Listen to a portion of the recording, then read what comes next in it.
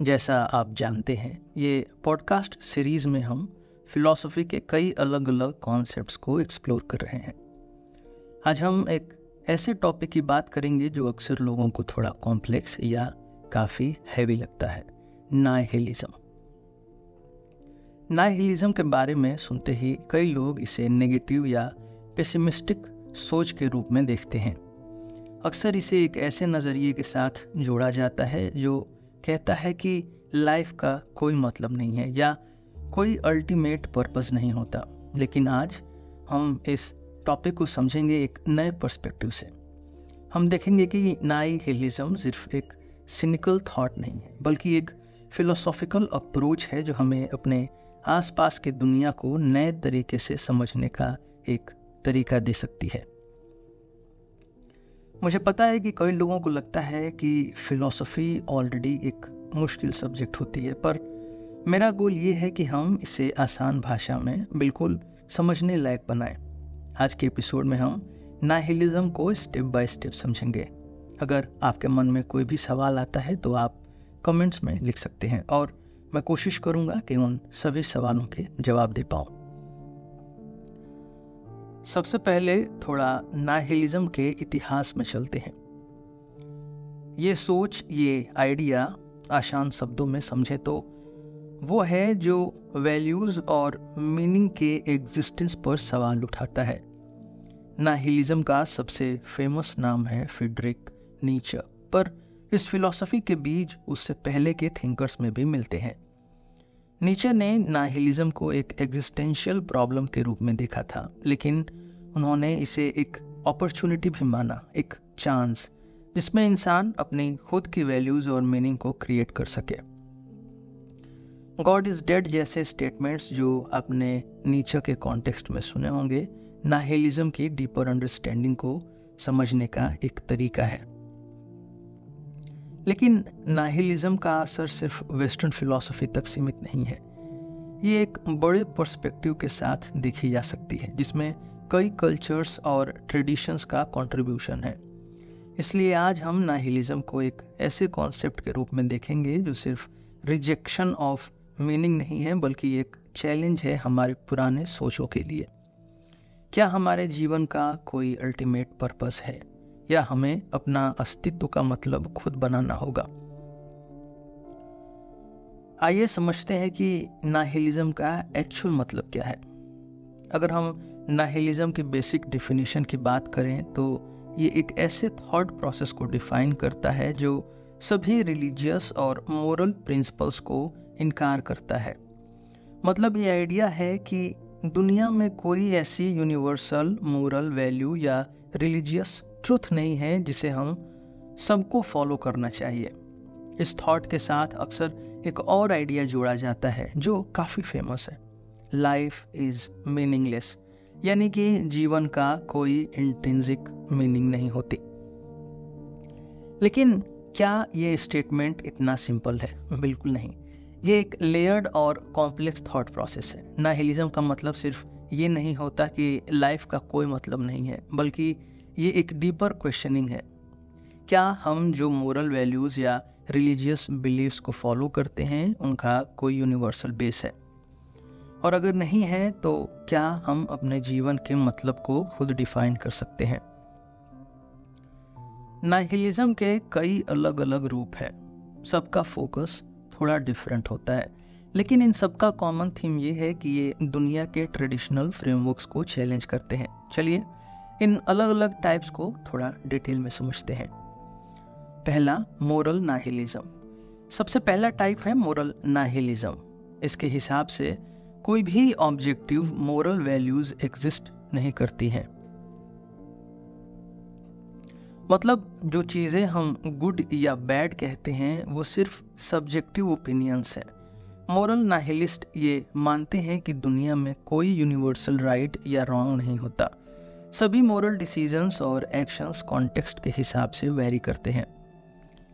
ये सोच काफ़ी चैलेंजिंग होती है क्योंकि हम अक्सर सोचते हैं कि कुछ चीज़ें यूनिवर्सली गलत होती हैं, जैसे कि मर्डर करना या चोरी करना। लेकिन मोरल नाइहिलिज्म का कहना है कि ये सब नॉर्म्स सोसाइटी के द्वारा बनाए गए हैं और इनका कोई ऑब्जेक्टिव बेस नहीं होता। दूसरा है एग्जिस्टेंशियल नाहिलिज्म।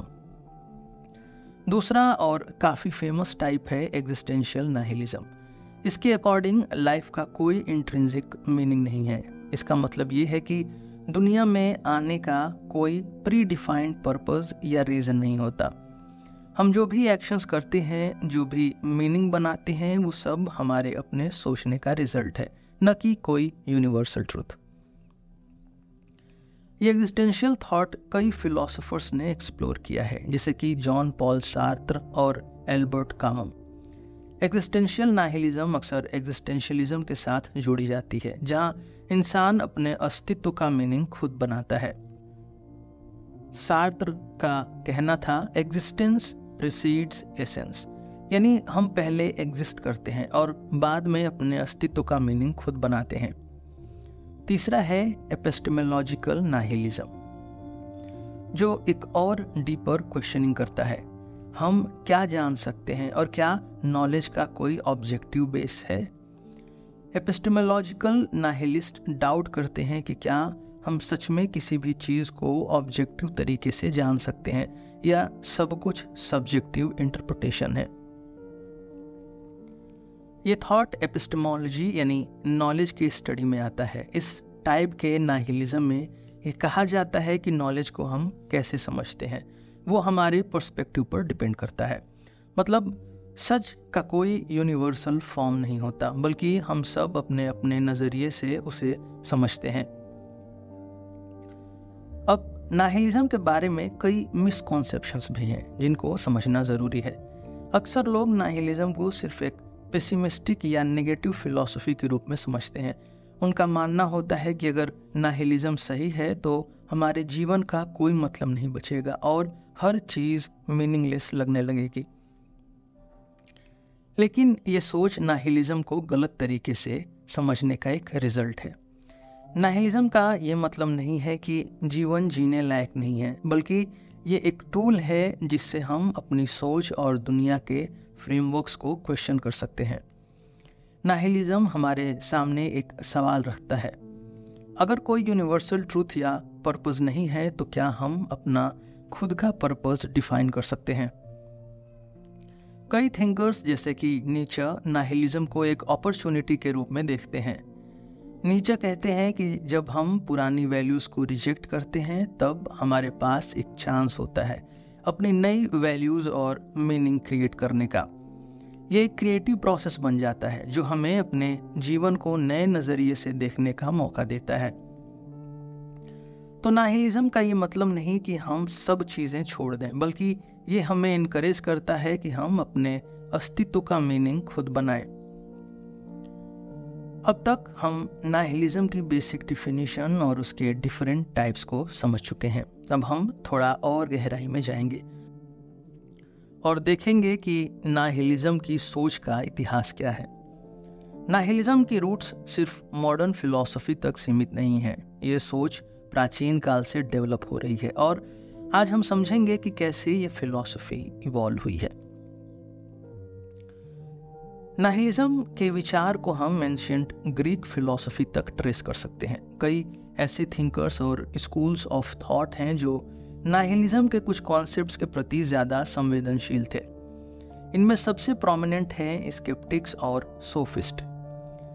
स्केप्टिक्स का बेसिक बिलीफ था कि हम किसी भी चीज़ को पूरी तरह से नहीं जान सकते। उनका कहना था कि एब्सोल्यूट ट्रूथ का कोई एक्सेस नहीं होता और इसलिए हमें अपने जजमेंट्स को सस्पेंड करना चाहिए। ये थॉट नाहिलिज्म के एपिस्टेमोलॉजिकल नाहिलिज्म से काफ़ी मिलता जुलता है, जिसमें नॉलेज को लेकर शक और डाउट्स को सेंट्रल माना जाता है। स्केप्टिक्स का कहना था कि दुनिया के बारे में हम जो भी सोचते हैं वो सब्जेक्टिव होता है। ट्रूथ को डिफाइन करने के जो मेथड्स हैं वो फ्लॉड होते हैं। सोफिस्ट, जो ग्रीक सोसाइटी में एक अलग फिलोसॉफिकल ग्रुप था, वो भी नाहिलिज्म के अर्ली प्रोपोनेंट्स थे। सोफिस्ट का बिलीफ था कि मोरल वैल्यूज और इथिकल स्टैंडर्ड्स रिलेटिव होते हैं, यानी ये यूनिवर्सल नहीं होते। मोरल नाहिलिज्म के आइडियाज को अगर एंशिएंट फिलॉसफी में देखा जाए तो सोफिस्ट का बड़ा योगदान था। उनका कहना था कि हर सोसाइटी अपने मोरल स्टैंडर्ड्स को अपने हिसाब से बनाती है और इसलिए कोई ऑब्जेक्टिव मोरालिटी एग्जिस्ट नहीं करती। ये दोनों स्कूल्स, स्केप्टिक्स और सोफिस्ट, एक बेसिक क्वेश्चन उठाते हैं, क्या हम सच में किसी भी चीज़ को पूरी तरह से समझ सकते हैं? और ये क्वेश्चन ही आगे जाके नाहिलिज्म के फाउंडेशंस बनाते हैं। अब आते हैं मॉडर्न फिलॉसफी पर, जहां नाहिलिज्म ने अपनी सॉलिड फॉर्म लेनी शुरू की। मॉडर्न नाहिलिज्म को समझने के लिए हमें फ्रीडरिक नीचे के विचार को समझना होगा। नीचे को नाहिलिज्म के सबसे बड़े फिलोसोफर के रूप में देखा जाता है, लेकिन यह समझना जरूरी है कि नीचे का नाहिलिज्म को लेकर एटीट्यूड बिल्कुल सिंपल नहीं था। उन्होंने नाहिलिज्म को एक डबल एजेड स्वॉर्ड के रूप में देखा। एक तरफ ये ह्यूमन एग्जिस्टेंस के लिए एक बड़ा थ्रेट था, लेकिन दूसरी तरफ ये एक अपॉर्चुनिटी भी था इंसानी क्रिएटिविटी और नए वैल्यूज को रीडिफाइन करने का। नीचे कहते हैं कि मॉडर्न सोसाइटी एक बड़े क्राइसिस में जा रही है और इस क्राइसिस का नाम है नाहिलिज्म। उनके मुताबिक ट्रेडिशनल वैल्यूज जो कि पुरानी रिलीजियस बिलीफ्स पर बेस्ड थी, अब अपने रिलेवेंस खो चुकी हैं। ये थॉट नीचे के एक बहुत ही फेमस स्टेटमेंट में दिखाई देता है, गॉड इज डेड। अब ये स्टेटमेंट सुनने में काफी प्रोवोकेटिव लगता है। लोग अक्सर इसे लिटरल सेंस में समझ लेते हैं, लेकिन नीचे ये कहना चाहते हैं कि गॉड फिजिकली नहीं मर गया है। इसका डीपर मतलब है कि ट्रेडिशनल रिलीजियस और मोरल वैल्यूज अब ह्यूमन लाइफ को गाइड नहीं करती। पुरानी दुनिया में रिलीजन एक फाउंडेशन था जिससे हम अपने वैल्यूज, एथिक्स और लाइफ का पर्पस डिराइव करते थे, लेकिन मॉडर्निटी के आने के बाद लोगों का विश्वास रिलीजन में कम होता गया। नीचे ये कह रहे हैं कि जब रिलीजन के विचार मर गए तो हमारे पास कोई यूनिवर्सल वैल्यू सिस्टम नहीं बची, और यही नाहिलिज्म का कोर आइडिया था। जब कोई यूनिवर्सल मीनिंग नहीं है तो हमारी लाइफ का पर्पस क्या है? लेकिन नीचे नाहिलिज्म को एक नेगेटिव एंड पॉइंट नहीं समझते थे। उन्होंने नाहिलिज्म को एक चैलेंज के रूप में देखा, जहां से हम नए वैल्यूज और नए मीनिंग को क्रिएट कर सकते हैं। विल टू पावर का कॉन्सेप्ट उनकी फिलॉसफी का इम्पॉर्टेंट हिस्सा है। उनका कहना था कि इंसान के पास ये पावर है कि वो अपने एग्जिस्टेंस को खुद रिडिफाइन करे और नए स्टैंडर्ड्स को सेट करे। नीचे के लिए नाहिलिज्म एक क्रिएटिव डिस्ट्रक्शन का प्रोसेस था, पुराने वैल्यूज को तोड़कर नए वैल्यूज बनाने का एक तरीका। नीचे के बाद कई और फिलोसोफर्स ने नाहिलिज्म के एग्जिस्टेंशियल डायमेंशंस पर फोकस किया, जिसमें Jean Paul Sartre, Albert Camus और मार्टिन हेडिगर प्रोमिनेंट हैं। जीन पॉल सार्त्र जो एग्जिस्टेंशियलिज्म का एक और महान थिंकर थे, उन्होंने नाहिलिज्म को अपने एग्जिस्टेंशियल आइडियाज में इंटीग्रेट किया। सार्त्र कहते हैं कि जब हम समझते हैं कि लाइफ का कोई प्री डिफाइंड मीनिंग नहीं है, तब हमें अपने एग्जिस्टेंस का मीनिंग खुद बनाना है। सार्त्र कहते हैं man is condemned to be free. इसका मतलब है कि हमारे पास कोई एक्सटर्नल फ्रेमवर्क नहीं है जो हमें गाइड करेगा। हम अपने एक्शंस के लिए खुद रिस्पॉन्सिबल हैं और ये फ्रीडम एक तरह का बर्डन भी है। अल्बर्ट कामू ने नाहिलिज्म और एब्सर्डिज्म के बीच का कनेक्शन समझाया। कामू कहते हैं कि दुनिया और लाइफ इनहेरेंटली मीनिंगलेस है, लेकिन इंसान इससे मीनिंग ढूंढने की कोशिश करता रहता है। ये गैप जहाँ दुनिया मीनिंगलेस है और हम मीनिंग की तलाश करते हैं, एब्सर्ड है। कामू के लिए नाहिलिज्म का सवाल ये था कि जब हम समझते हैं कि कोई मीनिंग नहीं है, तब हमें क्या करना चाहिए। उनका जवाब था कि हम इस एब्सर्डिटी को एक्सेप्ट करें और अपने लाइफ को पूरा जिए बिना किसी अल्टीमेट मीनिंग के भी। मार्टिन हेडिगर एग्जिस्टेंशियल फिलॉसफी में एक और महान नाम है। इन्होंने नाहिलिज्म के एस्पेक्ट्स को एक्सप्लोर किया। हेडिगर कहते हैं कि मॉडर्न दुनिया एक टेक्नोलॉजिकल और डीह्यूमनाइज्ड दुनिया बन गई है, जहां इंसान अपनी असली अस्तित्व को खो रहा है। उनके लिए नाहिलिज्म का मतलब था कि हमारी सोसाइटी एक मीनिंगलेस रूटीन में फंसी हुई है, जहां हम अपनी ऑथेंटिक एग्जिस्टेंस को समझने में फेल हो रहे हैं। हाइडेगर का फोकस था कि हम कैसे अपने असली अस्तित्व को वापस पा सकते हैं जो हमने मॉडर्निटी में खो दिया है। तो नाइहिलिज्म के इतिहास को समझने के बाद ये क्लियर होता है कि ये एक सिंपल आइडिया नहीं है जो सिर्फ लाइफ इज मीनिंगलेस तक सीमित हो। ये एक कॉम्प्लेक्स और लेयर्ड थॉट है जो इंसानी एग्जिस्टेंस, नॉलेज और मोरालिटी को फंडामेंटल तरीके से क्वेश्चन करता है।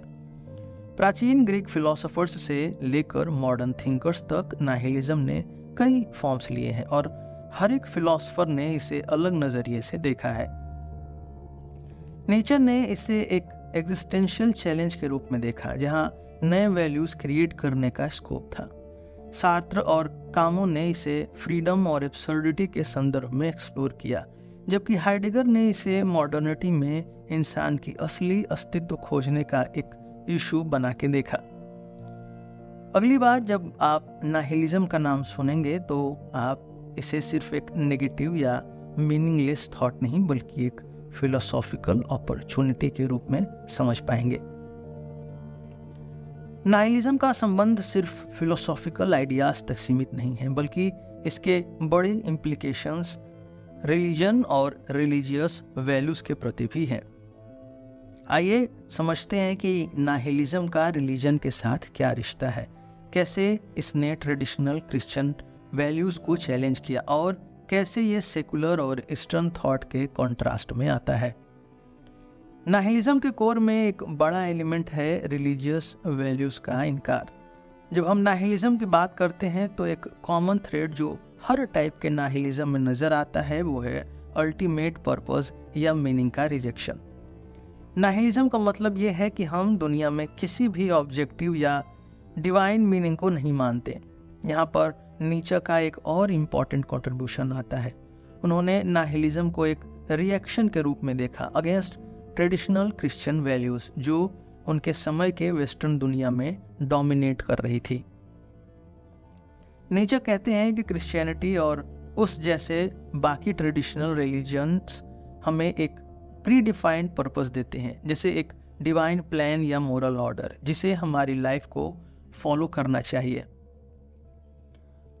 ये प्री डिफाइंड प्लान इंसान को बताता है कि कैसे जीना चाहिए, क्या राइट है और क्या रॉन्ग। लेकिन नीचे ने इस पुराने मोरल ऑर्डर को क्वेश्चन किया। उनका कहना था कि ट्रेडिशनल क्रिश्चियन वैल्यूज दुनिया को एक मोरल फ्रेमवर्क के थ्रू देखती है जिसमें इंसान का जीवन एक हायर डिवाइन पर्पस को सर्व करता है। पर नाइहिलिज्म इसको रिजेक्ट करता है। रिलीजियस नाइहिलिज्म का कहना है कि रिलीजियस मोरालिटीज कोई यूनिवर्सल ट्रूथ या अल्टीमेट मीनिंग को रिफ्लेक्ट नहीं करती। इंस्टेड ये सब कल्चरल कॉन्स्ट्रक्ट्स हैं जो इंसान ने अपने कंफर्ट के लिए बनाए हैं।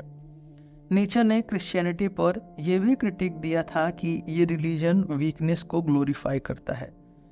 क्रिश्चियन वैल्यूज जैसे ह्यूमिलिटी, सेल्फ डिनायल और ओबीडियंस उसके अकॉर्डिंग इंसानी पोटेंशियल को दबाते हैं। नाइहिलिज्म इन सब चीज़ों का अल्टीमेट रिजेक्शन है क्योंकि ये बिलीव करता है कि कोई एक्सटर्नल मोरल लॉ या हायर पावर नहीं है जो हमारी लाइफ को गवर्न करती है। नीचे का गॉड इज डेड स्टेटमेंट ये बताता है कि मॉडर्न दुनिया में रिलीजियस बिलीव्स अपना रिलेवेंस खो चुकी है। जब लोग रिलीजन को अपनी लाइफ के मोरल गाइड के रूप में रिजेक्ट करते हैं तब उन्हें अपनी लाइफ का मीनिंग खुद बनाना पड़ता है। नाइहिलिज्म कहते हैं कि डिवाइन या ऑब्जेक्टिव मीनिंग का नहीं होना एक फैक्ट है और हमें अपने मोरल फ्रेमवर्क्स और लाइफ का पर्पस खुद सेट करना पड़ेगा। यहाँ एक इंटरेस्टिंग बात यह है कि नाइहिलिज्म का कनेक्शन सिर्फ वेस्टर्न रिलीजियस थॉट तक ही सीमित नहीं है। ईस्टर्न फिलोसफीज जैसे बुद्धिज्म भी कुछ ऐसे ही विचारों को एक्सप्लोर करते हैं, लेकिन एक अलग पर्सपेक्टिव से। बुद्धिज्म का एक सेंट्रल कॉन्सेप्ट है एम्प्टीनेस या शून्यता, जो सुपरफिशियल सेंस में नाइहिलिज्म से मिलती जुलती है। पर इन दोनों में एक फंडामेंटल डिफरेंस है। बुद्धिज्म कहता है कि सब कुछ अनित्य है, यानी कोई भी चीज परमानेंट नहीं है। लाइफ और यूनिवर्स में कोई फिक्स्ड एसेंस नहीं है और इसलिए हमें अपने अटैचमेंट्स को छोड़ देना चाहिए। यहाँ पर एम्प्टीनेस का मतलब ये नहीं है कि लाइफ मीनिंगलेस है, बल्कि ये एक डीपर रियलाइजेशन है कि हम अपने डिजायर्स और सफरिंग से कैसे मुक्त हो सकते हैं।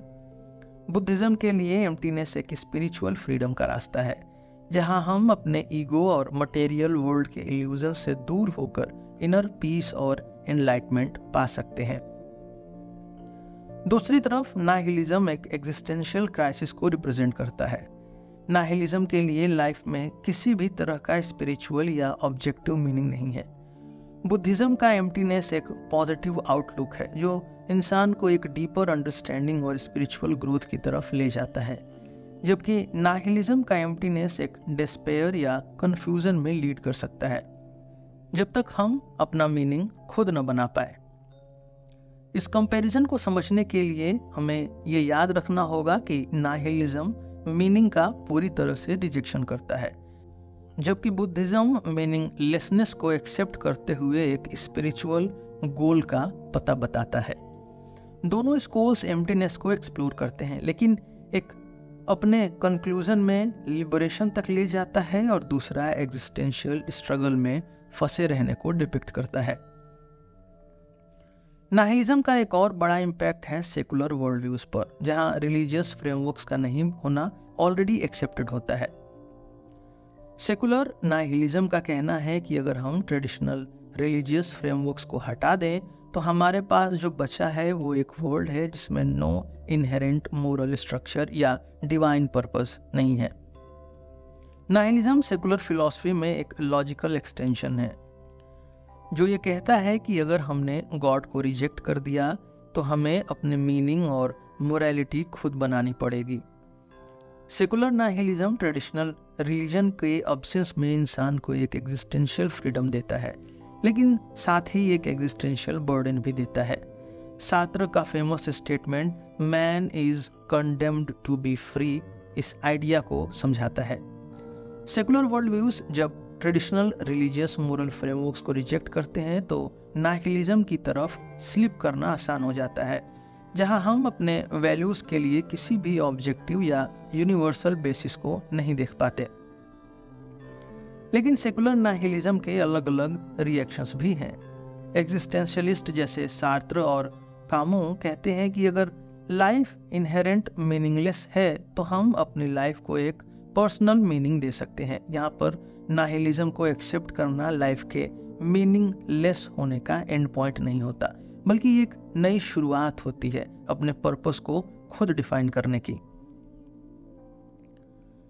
नाहिलिज्म का रिजेक्शन ऑफ रिलीजियस वैल्यूज एक एग्जिस्टेंशियल क्राइसिस का कारण बन सकती है। ट्रेडिशनल रिलीजन्स जैसे क्रिश्चियनिटी इंसान को एक फिक्स्ड मोरल कंपस और पर्पस देती थी। इसका एक सेंस ऑफ सिक्योरिटी होता था कि हमारी लाइफ एक डिवाइन प्लान के अंडर चल रही है। लेकिन जब नाहिलिज्म ये कहता है कि ऐसे कोई यूनिवर्सल मीनिंग या हायर पर्पस एग्जिस्ट नहीं करता, तो ये लोगों के लिए एक स्पिरिचुअल एम्प्टीनेस का एक्सपीरियंस क्रिएट कर सकता है। ये एग्जिस्टेंशियल क्राइसिस हमारे आज के मॉडर्न वर्ल्ड में काफ़ी रेलेवेंट हो जाती है। जब लोग ट्रेडिशनल रिलीजियस बिलीव्स को रिजेक्ट करते हैं तो कई बार उनके सामने एक बड़ा सवाल होता है, अब हमारी लाइफ का मीनिंग क्या है। इस क्राइसिस को नीचे ने अपने वर्क में हाईलाइट किया था और इससे ओवरकम करने के लिए उन्होंने विल टू पावर का आइडिया प्रपोज किया। नीचे के लिए नाहिलिज्म से निकलने का रास्ता ये था कि इंसान अपने आप को रीडिफाइन करे, अपने वैल्यूज को नए तरीके से बनाए और लाइफ में क्रिएटिविटी और स्ट्रेंथ को एम्ब्रेस करे। तो नाहिलिज्म का रिलेशनशिप रिलीजन के साथ कॉम्प्लेक्स है। ट्रेडिशनल रिलीजियस वैल्यूज को रिजेक्ट करके नाहिलिज्म इंसान को एक एग्जिस्टेंशियल वॉइड में छोड़ देता है, जहां हमें अपने पर्पस और वैल्यूज को खुद बनाना पड़ता है। लेकिन ये क्राइसिस भी एक अपॉर्चुनिटी है जहां से हम अपने लाइफ के मीनिंग को नए तरीके से समझ सकते हैं। ईस्टर्न फिलॉसफीज जैसे बुद्धिज्म भी एम्प्टीनेस और मीनिंगलेसनेस को एक्सप्लोर करते हैं, लेकिन एक स्पिरिचुअल गोल के साथ। सेकुलर नाहिलिज्म हमारे मॉडर्न वर्ल्ड के एग्जिस्टेंशियल चैलेंजेस को रिफ्लेक्ट करता है, जहाँ रिलीजियस फ्रेमवर्क्स के बिना इंसान अपने मोरालिटी और पर्पस को खुद सेट करता है।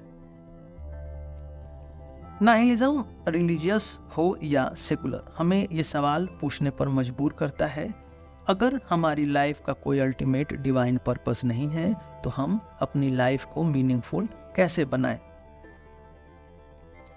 जब हम नाहिलिज्म की बात करते हैं तो एक मेजर ब्रांच जो इसके अंदर आती है वो है एग्जिस्टेंशियल नाहिलिज्म।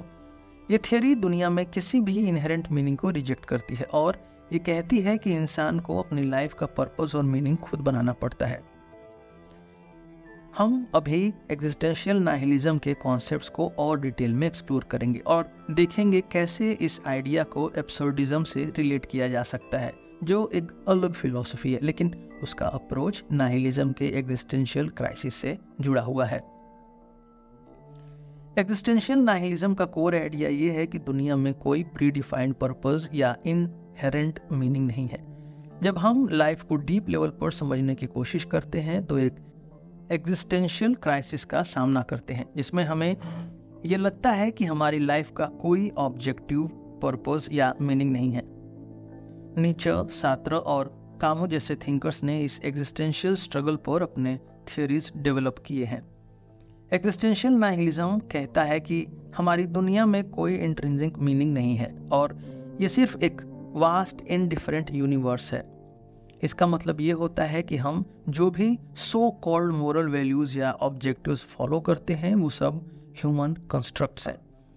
यानी ये बिलीव्स, मोरालिटीज और ऑब्जेक्टिव्स सिर्फ हमारी अपनी नीड्स के लिए बनाए गए हैं और इनका कोई डीपर और हायर एग्जिस्टेंस नहीं होता।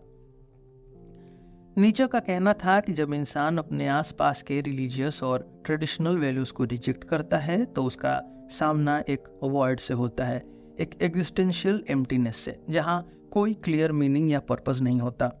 ये नाहिलिस्टिक क्राइसिस तब होती है जब हम समझते हैं कि हमारी पूरी लाइफ, हमारी एस्पायरेशंस और हमारे एक्शंस लॉन्ग टर्म में कोई मीनिंग नहीं रखते। इस फिलॉसफी में कहा गया है कि दुनिया में जो कुछ भी हो रहा है वो रैंडम और कियोटिक है और हमें ये मान लेना चाहिए कि हमारी जिंदगी का एंड भी एक मीनिंगलेस इवेंट होगा। लेकिन ये रियलाइजेशन जब हम इसको समझते हैं एक बहुत हैवी इमोशनल रिस्पॉन्स को जन्म देती है। जब कोई इंसान ये समझता है कि दुनिया में कोई ऑब्जेक्टिव पर्पस नहीं है तो वो एलिनेशन और होपलेसनेस का एक्सपीरियंस करता है। एग्जिस्टेंशियल नाहिलिज्म एक इमोशनल और साइकोलॉजिकल स्ट्रगल को डिपिक्ट करती है जिसमें इंसान को अपनी लाइफ का मीनिंग खुद बनाने की ज़रूरत पड़ती है क्योंकि वर्ल्ड उसके लिए कोई रेडीमेड आंसर नहीं देता। जेन पॉल सार्त्र एग्जिस्टेंशियल फिलॉसफी के एक बड़े थिंकर थे। इन्होंने ये कहा कि अगर दुनिया में कोई प्री डिफाइंड मीनिंग नहीं है तो इसका मतलब ये नहीं कि हमारी लाइफ मीनिंगलेस है, बल्कि ये इंसान के लिए एक अपॉर्चुनिटी है अपनी फ्रीडम को एक्सेप्ट करने की। सार्त्र कहते हैं कि हम खुद अपनी लाइफ का मीनिंग और पर्पस क्रिएट करते हैं और ये रिस्पॉन्सिबिलिटी सिर्फ हमारी है। सार्त्र का एक बहुत फेमस कॉन्सेप्ट है एग्जिस्टेंस प्रीसीड्स एसेंस। इसका मतलब ये है कि इंसान पहले दुनिया में एग्जिस्ट करता है और फिर अपने एक्शंस के थ्रू अपनी लाइफ का एसेंस या मीनिंग डिफाइन करता है। कोई भी एक्सटर्नल सोर्स हमारे लिए मीनिंग क्रिएट नहीं करेगा, चाहे वो रिलीजन हो, सोसाइटी हो या ट्रेडिशन हो। ये एग्जिस्टेंशियल फ्रीडम एक एम्पावरमेंट भी है पर साथ ही ये एक बर्डन भी है क्योंकि इंसान अपनी लाइफ के हर डिसीजन का खुद जिम्मेदार है। इस एग्जिस्टेंशियल स्ट्रगल के दौरान नाहिलिज्म एक स्टेज बन जाता है जहां इंसान अपनी ओल्ड बिलीव्स को डिस्कार्ड करता है और नए वैल्यूज और मीनिंग्स को अपने एक्सपीरियंस और रीजनिंग के बेसिस पर डेवलप करता है। जब हम एब्सर्डिज्म की बात करते हैं तो ये एक रिस्पॉन्स है एग्जिस्टेंशियल नाहिलिज्म के एग्जिस्टेंशियल क्राइसिस के अगेंस्ट। एब्सर्डिज्म का फेमस प्रोपोनेंट थे एल्बर्ट कामू और उन्होंने अपने वर्क में ये एक्सप्लेन किया कि इंसान और यूनिवर्स के बीच में जो कॉन्फ्लिक्ट है उसे कैसे डील करना चाहिए। कामू के अकॉर्डिंग ये कॉन्फ्लिक्ट इस वजह से है क्योंकि हम मीनिंग ढूंढते हैं एक मीनिंगलेस यूनिवर्स में और इस टेंशन को ही एब्सर्ड कहते हैं। एब्सर्डिज्म कहता है कि यूनिवर्स में कोई इनहेरेंट मीनिंग नहीं है, लेकिन इसका मतलब ये नहीं है कि हम अपनी लाइफ को मीनिंगलेस मानकर छोड़ दें। इंस्टेड कामू का कहना था कि हमें इस एब्सर्ड रियलिटी को एक्सेप्ट करना चाहिए और इसके अगेंस्ट रेबल करना चाहिए। हमारी लाइफ चाहे इनहेरेंटली मीनिंगलेस हो, लेकिन हमारी ह्यूमन कंडीशन हमें कंपेल करती है मीनिंग ढूंढने के लिए। ये कॉन्ट्राडिक्शन ही एब्सर्डिज्म का कोर है कि हम मीनिंगलेस वर्ल्ड में मीनिंग ढूंढते हैं, जानते हुए कि कोई फाइनल आंसर नहीं मिलने वाला। कामू के फिलॉसफी में रेबेलियन का आइडिया सेंट्रल है। उनका कहना था कि अगर हम एक एब्सर्ड यूनिवर्स में जी रहे हैं जहां कोई हायर पावर या मोरल कोड एग्जिस्ट नहीं करता, तो हमें होपलेस होने के बजाय फाइट बैक करना चाहिए। यहाँ रेबेलियन का मतलब ये है कि हम अपने जीवन को मीनिंग दे सकते हैं अपने एक्शंस के थ्रू, चाहे यूनिवर्स हमें कोई रेडीमेड मीनिंग न दे। इस रेबेलियन का बेस्ट एग्जाम्पल कामू के famous essay the myth of Sisyphus में मिलता है। सिसिफस एक मिथिकल कैरेक्टर है जिसे एक रॉक को एक पहाड़ के ऊपर ढकेलना पड़ता है, सिर्फ इसलिए कि रॉक वापस नीचे गिर जाए, और फिर से उसको वही काम रिपीट करना पड़ता है। A meaningless and repetitive task. Camus कहते हैं कि ये स्टोरी हमारी जिंदगी के एब्सर्ड नेचर को रिप्रेजेंट करती है। चाहे सिसिफस का काम मीनिंगलेस हो, उसका एक्ट ऑफ रेबेलियन ये है कि वो इसको एक्सेप्ट करता है और उस एब्सर्डिटी के अगेंस्ट जीता है। कामू ये नहीं कहते कि हम एक फाइनल मीनिंग ढूंढ सकते हैं, बल्कि ये कहते हैं कि हमारी फ्रीडम इस फैक्ट में है कि हम एब्सर्डिटी को समझते हुए भी अपने जीवन को मीनिंगफुल बना सकते हैं। हमारी ह्यूमन डिग्निटी ये है कि हम खुद अपने पर्पस को बनाते हैं, जानते हुए कि यूनिवर्स का हमारे एक्शन से कोई रिलेशन नहीं है। कामू का एब्सर्ड हीरो एक ऐसे इंसान का एग्जाम्पल है जो यूनिवर्स के एब्सर्ड नेचर को एक्सेप्ट करता है, लेकिन फिर भी अपने लाइफ को मीनिंगफुल बनाने की कोशिश करता है। ये हीरो होपलेसनेस में नहीं गिरता, बल्कि लाइफ की चैलेंजेस को एम्ब्रेस करता है और अपने एक्शंस को अपनी खुद की वैल्यूज देता है। कामू के लिए लाइफ एक जर्नी है जिसमें हम अपनी स्ट्रगल को एक्सेप्ट करते हैं, जानते हुए कि अल्टीमेट मीनिंग का कोई क्लियर आंसर नहीं है। ये एटीट्यूड एग्जिस्टेंशियल नाइलिज्म से थोड़ा अलग है। एग्जिस्टेंशियल नाइलिज्म एक एम्प्टी वॉइड को रिप्रेजेंट करता है जिसमें इंसान अपने पर्पस को खुद बनाता है, जबकि एब्सर्डिज्म एक कॉन्टिन्यूअस स्ट्रगल को एक्सेप्ट करता है। एब्सर्ड हीरो वो होता है जो लाइफ के चैलेंजेस के अगेंस्ट जीता है और अपने सिचुएशन के आयरनी को समझकर भी आगे बढ़ने का डिसीजन लेता है।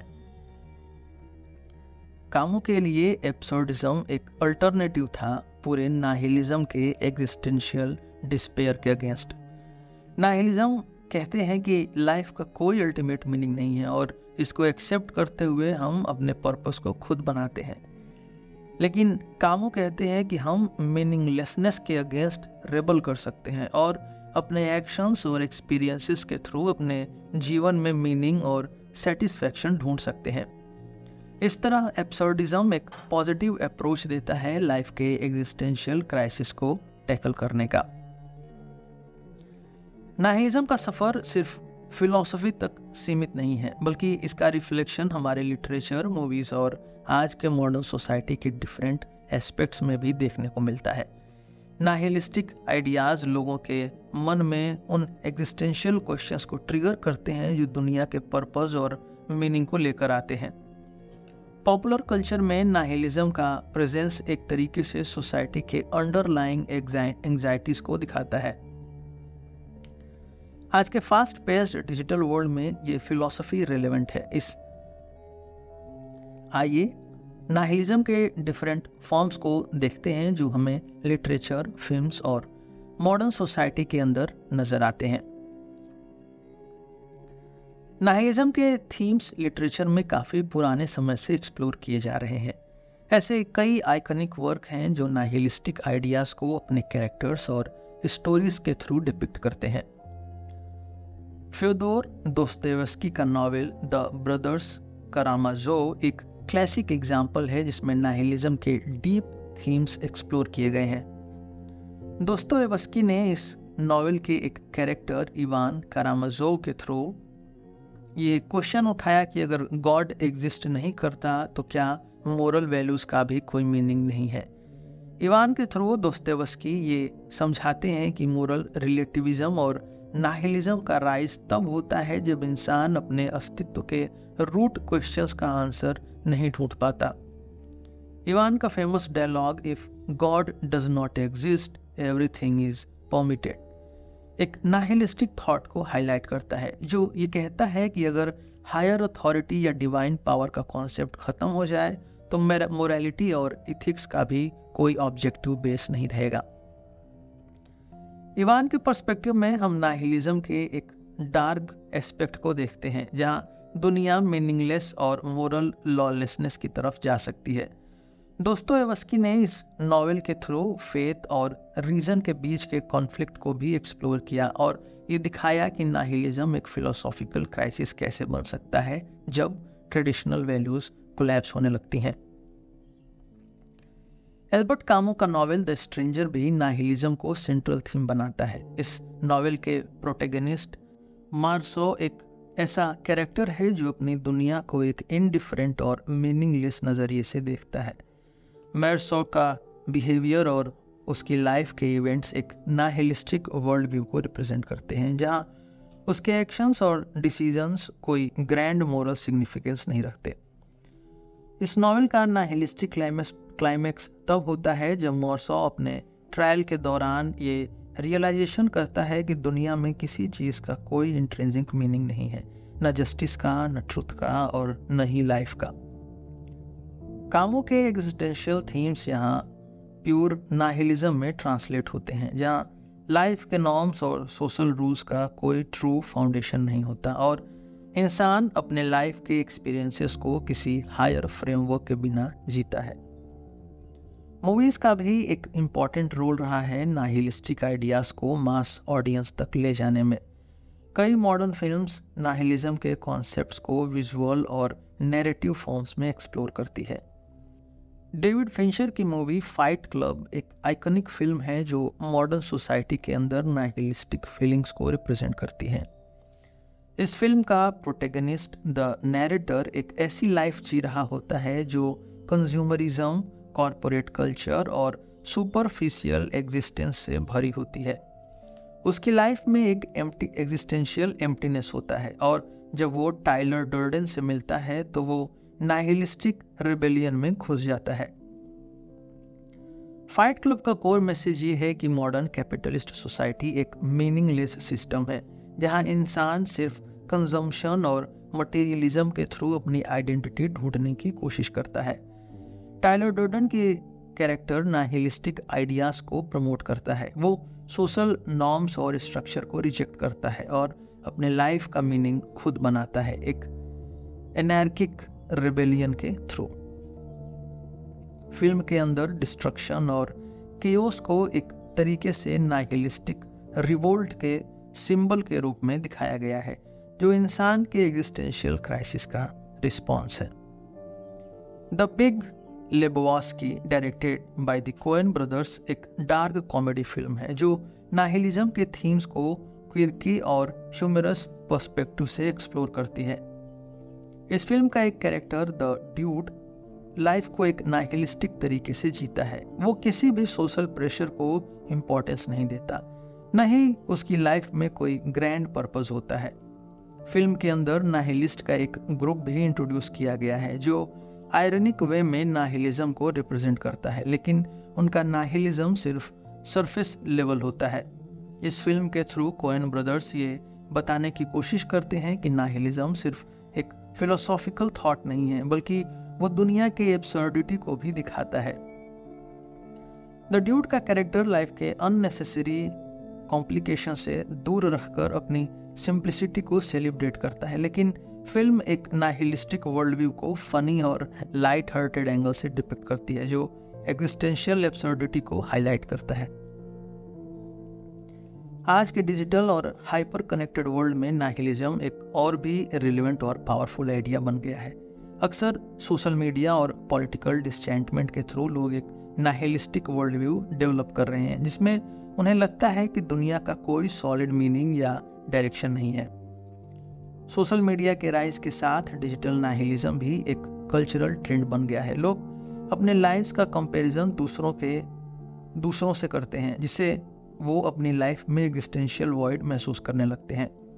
सोशल मीडिया प्लेटफॉर्म्स पे आयरनी और मीम्स का कल्चर भी अक्सर नाहिलिस्टिक थीम्स को प्रमोट करता है, जिसमें मीनिंगलेसनेस और अपैथी को एक ट्रेंडी और फनी वे में दिखाया जाता है। आज की पॉलिटिकल सिनेरियोज में भी नाहिलिज्म का एक सिग्निफिकेंट इम्पैक्ट देखने को मिलता है। बहुत लोग अपने गवर्नमेंट्स और सिस्टम से डिसइल्यूजन्ड हो गए हैं, जिससे एक सिनिकल और नाहिलिस्टिक एटीट्यूड डेवलप होता है। इंसान जब अपने आसपास के पॉलिटिकल सिस्टम्स में फेयरनेस और जस्टिस नहीं देखता तो वो पॉलिटिकल नाहिलिज्म की तरफ मूव करता है। नाहिलिज्म का असर लिटरेचर, फिल्म्स और मॉडर्न सोसाइटी के डिफरेंट एस्पेक्ट्स में होता है। ये सिर्फ एक फिलोसॉफिकल थियरी नहीं है, बल्कि ये एक ऐसा वर्ल्ड व्यू बन गया है जो मॉडर्न एंग्जाइटी, डिसइल्यूजनमेंट और एग्जिस्टेंशियल क्वेश्चनिंग को रिफ्लेक्ट करता है। नाहिलिज्म के अंदर एक डीप एग्जिस्टेंशियल क्वेश्चनिंग है, लेकिन ये फिलॉसफी अपने साथ कुछ क्रिटिसिज्म भी लाती है।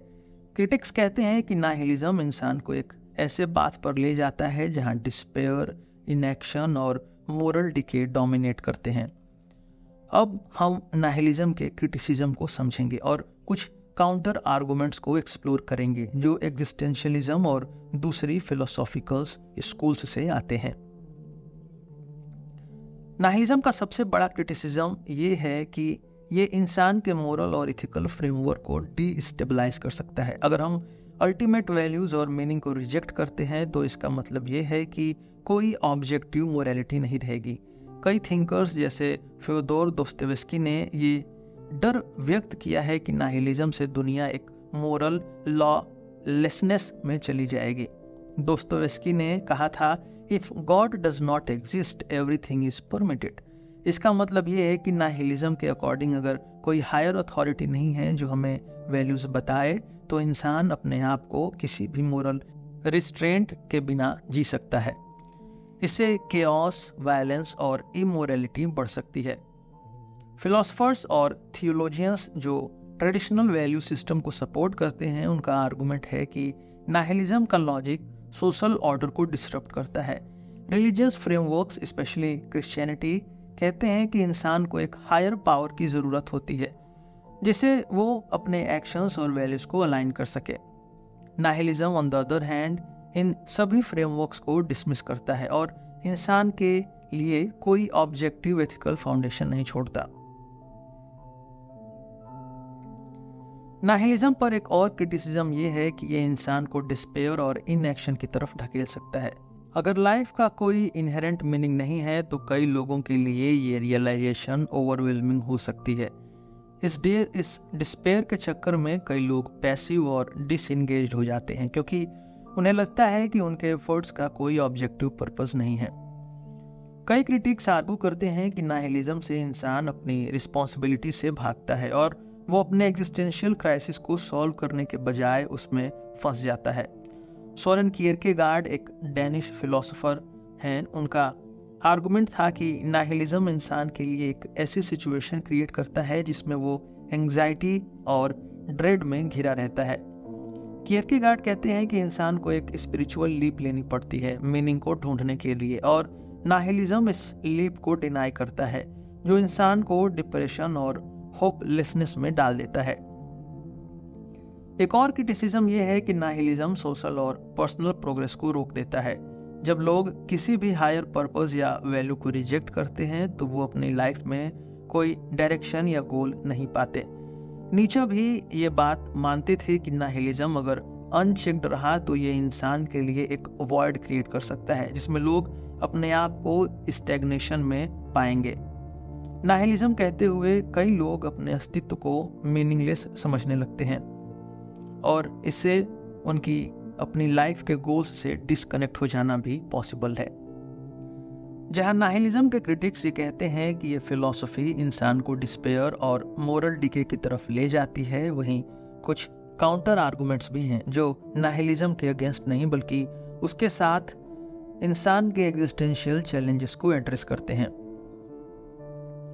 एग्जिस्टेंशियलिज्म, स्पेशली जेन पॉल सार्त्र और एल्बर्ट कामू जैसे थिंकर्स, नाहिलिज्म के थॉट प्रोसेस से इंस्पायर हुए हैं, लेकिन उन्होंने इस आइडिया को एक पॉजिटिव अपॉर्चुनिटी की तरह देखा।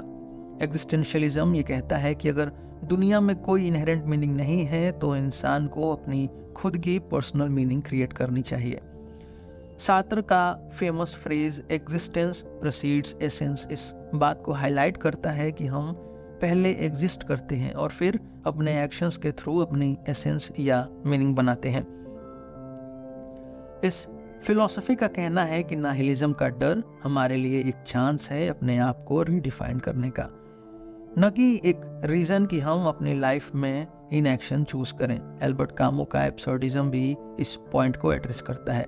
वो कहते हैं कि लाइफ में इनहेरेंट सेंस नहीं है, लेकिन इसका मतलब ये नहीं कि हम मीनिंगलेसनेस से डिफीट हो जाए, बल्कि कामू कहते हैं कि हम अपने एग्जिस्टेंस के एब्सर्डिटी को एक्सेप्ट करके भी मीनिंग क्रिएट कर सकते हैं। फ्रेडरिक नीचे, जो नाहिलिज्म के सबसे बड़े थिंकर्स में से एक माने जाते हैं, उन्होंने भी नाहिलिज्म को सिर्फ एक थ्रेट के रूप में नहीं देखा। नीचे कहते हैं कि नाहिलिज्म का पर्पस सिर्फ ट्रेडिशनल वैल्यूज को तोड़ना नहीं है, बल्कि इंसान को एक अपॉर्चुनिटी देना है अपनी लाइफ को नए तरीके से समझने और वैल्यूज को नए रूप में एस्टेब्लिश करने का। उन्होंने उबरमेंस का कॉन्सेप्ट दिया, जिसमें इंसान अपने आप को हायर मोरल और क्रिएटिव पोटेंशियल तक एलिवेट करता है। नीचे का गॉड इज डेड वाला स्टेटमेंट नाहिलिज्म के फियर को एक्सप्रेस करता है, लेकिन उसके साथ वो ये भी कहते हैं कि जब ओल्ड वैल्यूज कोलैप्स होती हैं तो ये इंसान के लिए एक नई फाउंडेशन क्रिएट करने का मूवमेंट भी हो सकता है। एक और काउंटर आर्गुमेंट है ऑप्टिस्टिक नाहिलिज्म, जो ये कहता है कि अगर लाइफ का कोई ऑब्जेक्टिव मीनिंग नहीं है तो इसका मतलब ये है कि हम फ्रीडम के साथ जी सकते हैं। ये अप्रोच नाहिलिज्म को एक लिबरेटिंग फिलॉसफी के रूप में देखती है, जो हमें अपने रिस्पॉन्सिबिलिटीज और प्रेशर से मुक्ति देता है। ऑप्टिमिस्टिक नाहिलिस्ट ये कहते हैं कि लाइफ का कोई अल्टीमेट मीनिंग न होना हमें अपनी जर्नी और रिलेशनशिप का ट्रू वैल्यू अप्रिशिएट करने का मौका देता है। इस अप्रोच में कहा गया है कि अगर दुनिया मीनिंगलेस है तो हमें अपने चॉइसेस का इम्पोर्टेंस और भी ज़्यादा समझना चाहिए, क्योंकि हमारे पास अपनी लाइफ को अपने हिसाब से जीने का फुल कंट्रोल होता है। आज हमने नाहिलिज्म को डीपली एक्सप्लोर किया, उसका मीनिंग, उसके डिफरेंट टाइप्स, उसका हिस्टोरिकल डेवलपमेंट और उसके कल्चरल इम्प्लीकेशंस। हमने ये भी देखा कि नाहिलिज्म के क्रिटिक्स कैसे उसे डिस्पेयर, इनएक्शन और मोरल डिके से जोड़ते हैं, लेकिन एग्जिस्टेंशियलिज्म और ऑप्टिमिस्टिक नाहिलिज्म जैसे फिलोसॉफिकल अप्रोचेस कैसे इसके अगेंस्ट आर्गुमेंट्स रखते हैं। नाहिलिज्म एक चैलेंजिंग और प्रोवोकेटिव थॉट प्रोसेस है, लेकिन ये इंसान के लिए एक अपॉर्चुनिटी भी हो सकता है अपने अस्तित्व और वैल्यूज को नए तरीके से ढूंढने का। यही एग्जिस्टेंशियल क्राइसिस और फिलोसॉफिकल ग्रोथ का कोर है, जो इंसान को दुनिया के बारे में नए क्वेश्चंस पूछने और अपने लाइफ का डीपर मीनिंग समझने में मदद करता है। आज के लिए बस इतना ही। हम फिर मिलेंगे आपसे एक नए एपिसोड में एक नए टॉपिक के साथ। मेरा नाम है रोहित और आप सुन रहे थे सिलेबस विद रोहित। धन्यवाद।